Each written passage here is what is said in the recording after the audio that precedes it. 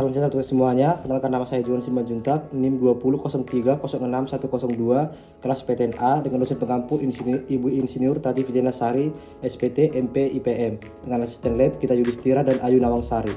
Baiklah, berikut merupakan video penjelasan tentang tugas praktikum anatomi. Baiklah, saya akan menjelaskan tentang kelinci atau Corythalagus cuniculus. Pertama itu ada anatomi eksternal, rapat kepala atau caput, prima oris atau mulut, nars externus atau hidung, organovisus mata, fibricirae kumis, organum antitus telinga, kolum leher, trunkus badan dibagi dua, ekstremitas cranialis bagian depan, ekstremitas caudalis bagian belakang. Terakhir itu ada caudal atau ekor.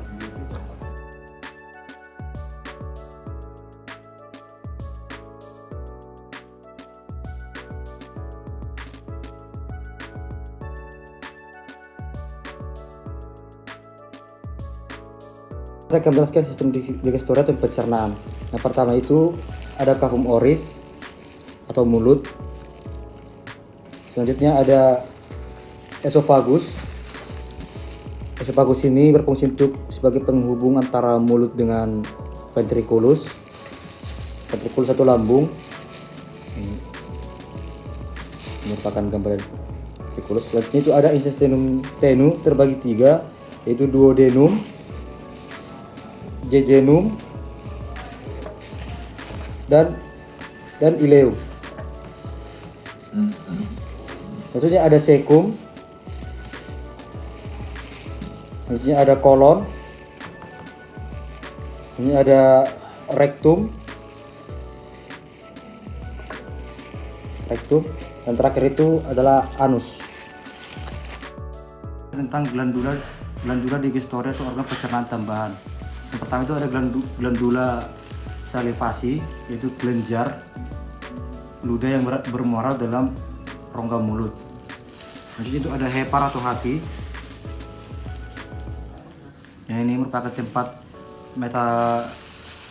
metabolisme lemak, protein, dan karbon dioksida.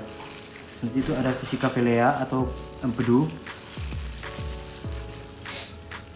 Selanjutnya itu ada pankreas, di mana pankreas ini dapat penghasil empedu dan hormon. Saya akan menjelaskan tentang sistem nervosum atau otak. Itu ada cerebrum atau otak besar, dan cerebellum atau otak kecil, medulla oblongata, dan medulla spinalis. Selanjutnya sistem sirkulasi darah. Darah yang mengandung oksigen akan masuk ke pulmo dan akan masuk ke jantung. Di bagian serambi kiri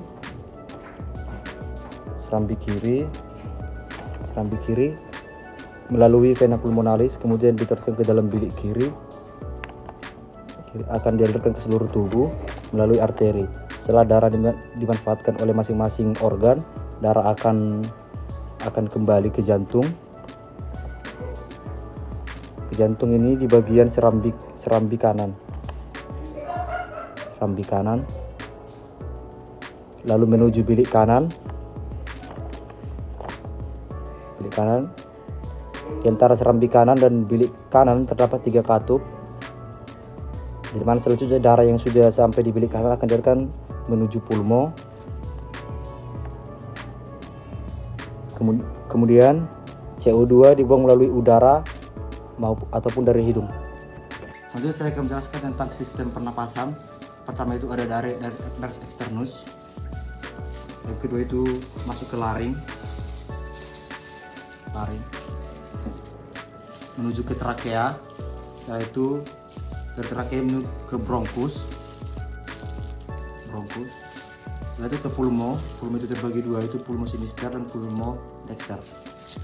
Baiklah, saya akan menjelaskan enzim pada proses pencernaan. Pertama itu ada enzim pitialin, enzim amilase, enzim maltase, pepsin, tripsin, klorida, cairan empedu, dan juga lipase.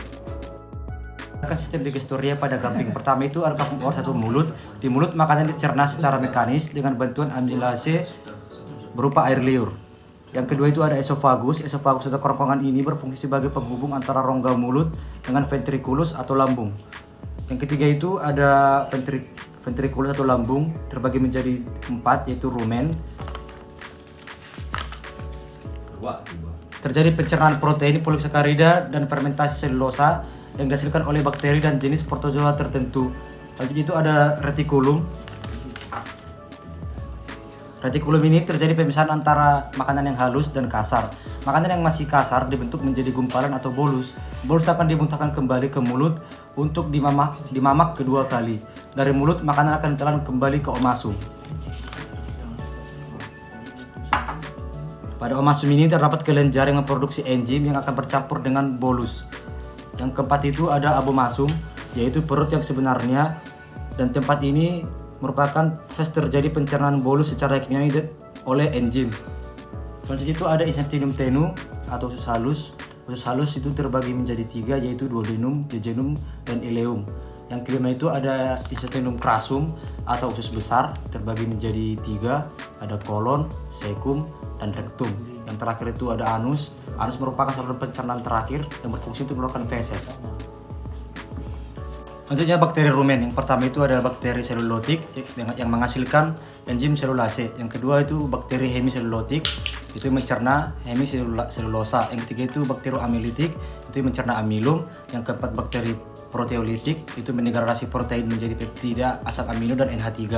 Yang kelima itu bakteri ureolitik, yaitu menghidrolisis urea menjadi NH3. Yang keenam itu bakteri metagonetik, menggunakan hidrogen untuk membentuk metan.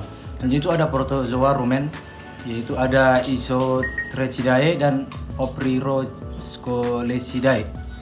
Sekian hasil video presentasi saya. Jika ada yang salah mohon maaf. Sekian dan terima kasih.